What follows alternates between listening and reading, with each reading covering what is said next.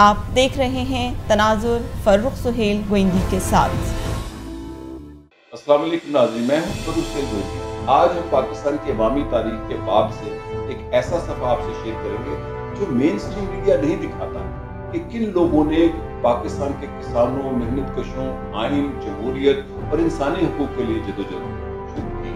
5 जुलाई 1977 के बाद जब जुल्फ़िकार अली भुट्टो के खिलाफ मुकदमा शुरू हुआ ज़ियाउल हक की आमरीत में, तो मियां मुनीर अहमद पाकिस्तान पीपल्स पार्टी की तरफ से गिरफ्तार किए गए सिर्फ इस जुर्म की बुनियाद पर कि इन्होंने जमहूरियत बहाल करो, आइन बहाल करो और जुल्फ़िकार अली भुट्टो को रिहा करो।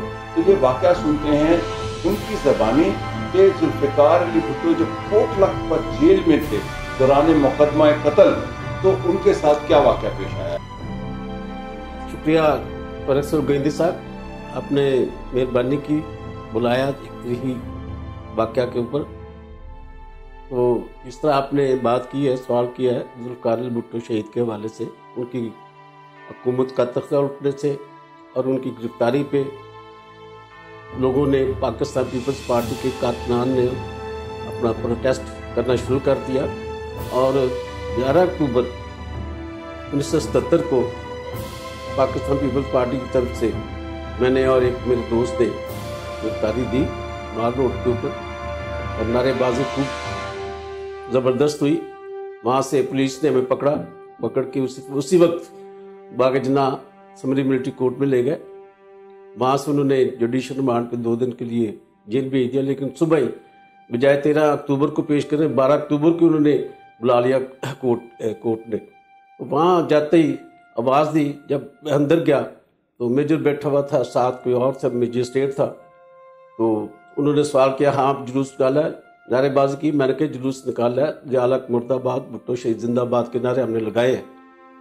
तो ये बात सुनते ही उस मरदूद ने मुझे 1 साल और 10 करोड़ की सजा सुनाने के बाद मुझे और मेरे दोस्त को सेंट्रल जेल भेज दिया गया कोटलख पर।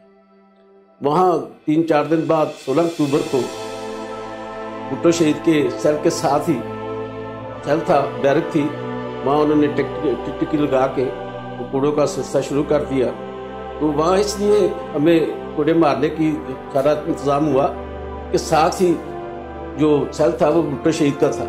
तो उनकी ज़हन की बात ये थी, सोच ये थी कि ये उनको जब कूड़े पड़ेंगे तो चीहो पुकार करेंगे, आहोजार करेंगे, तो भुट्टो शहीद को मेंटल टार्चर होगा, उसको पता चलेगा कि ये क्या हो रहा है। लेकिन अल्हम्दुलिल्लाह उसने कोड़े मारने शुरू किए जलाद ने, और 6 कोड़े जब मारे तो इस तरह मुझे लग रहा था कि जैसे कोई गर्म चीज़, पानी या कोई चीज़ मेरे नीचे गिर रही है। लेकिन 6 कोड़े लगने के बाद मेजर ने कहा कि ये तो आप पुकार नहीं कर रहा है, चीहो पुकार नहीं कर रहा है। उसने कहा, सुप्रीम से कहा कि इसको बोलो कोड़े मारे।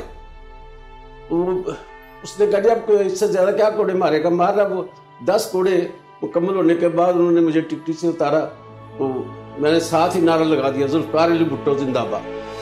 तो उसने बहरहाल मुझे धमकाया मेजर ने, लेकिन मुझे वो वापस कोठी में ले गए।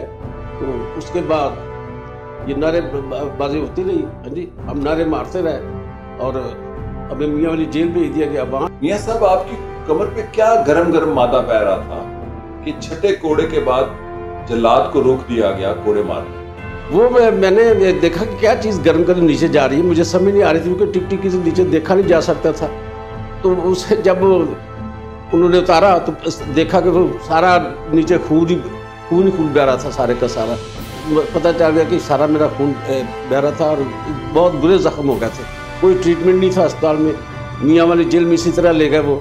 वहाँ जाके फिर उन्होंने ऐसे अपना सवाल जवाब शुरू कर दिए। वहाँ हमने जाके नारेबाजी शुरू कर दी, आइन बहाल करो, कानून बहाल करो, भुट्टो को रहा करो। ये सारे ना सिर्फ मैं बल्कि 200-250 वर्कर थे, सब ने ये नारे लगाने शुरू कर दिए। उन्होंने हमें एक वो 14 नंबर सेल होता है, बड़ा ज़बरदस्त किस्म का, वहाँ यानी वो दूसरी सब जेल होती है, जेल के अंदर जेल होती है, वहाँ उन्होंने हमें बंद कर दिया और 1 साल बाद जाके मुझे रहाई मिली।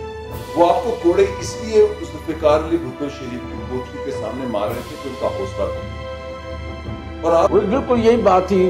सेल के साथ, भुट्टो शहीद के सेल के साथ जो बैरक थी वहाँ पे, इसलिए सारा मैंने कोड़े मारने का इंतज़ाम किया गया कि भुट्टो को जब कूड़े की आवाज़ आती है, बाकायदा शां शां शां करके आवाज़ आती है, 1 2 3, वो बकायदा बंदा दूर से गिन सकता है, दूसरी बैरक में गिन सकता है उस कोड़ों की आवाज़। तो वो लगाए जा रहे थे। और भुट्टो साहब उसके बाद जब कोड़े लग गए तो जो जेल का MS था डॉक्टर, वो गया तो उसके अर्दली ने कहा कि जी उस शक्ति ने कि भुट्टो साहब की तबीयत ख़राब हो गई। तो वो डॉक्टर गया तो वो तबीयत ख़राब क्या थे, गुस्से में थे। और वो गुस्से में ज़िया लाख को गालियाँ देते जा रहे थे और कह रहे थे मेरे बेटों को कोड़े मारे जा रहे हैं, ये इंसानियत सो जो जुल्म है मैं बर्दाश्त नहीं करूँगा और मैं देखूँगा, मैं बदला लूँगा। इस तरह के भुट्टो साहब ने गुस्से में आके डॉक्टर साहब से बातें शुरू कर दी। तो ये थे मियां मुनीर अहमद, पाकिस्तान के उन सपूतों में से एक सपूत जिन्होंने पाकिस्तान में जमहूरियत की बहाली, आइन की बहाली और आमरीत मुर्दाबाद का नारा लगाया माल रोड पर आकर, और ये कहा कि जुल्फ़िकार अली भुट्टो को रहा करो। 30 सेकंड में मिलिट्री कोर्ट ने 10 कोड़े और 1 साल की कैद सुनाई और जुल्फ़िकार अली भुट्टो की जेल की कोठरी के सामने इनकी पुश्त पर 10 कोड़े इसलिए लगाए गए कि इनका हौसला भी टूटे और जुल्फ़िकार अली भुट्टो का भी हौसला टूटे। पाकिस्तान में मौजूद जमहूरियत जो है, पाकिस्तान में मौजूद इंसानी हकूक जो हैं, जो भी हैं, आज इन्हीं लोगों की बुनियाद पर हैं जिन्होंने 5 जुलाई 1977 के बाद कोड़ों, हुकूमत खानों, किलों, जिंदानों में और सड़कों पर जदोजहद की। शुक्रिया और खुदा।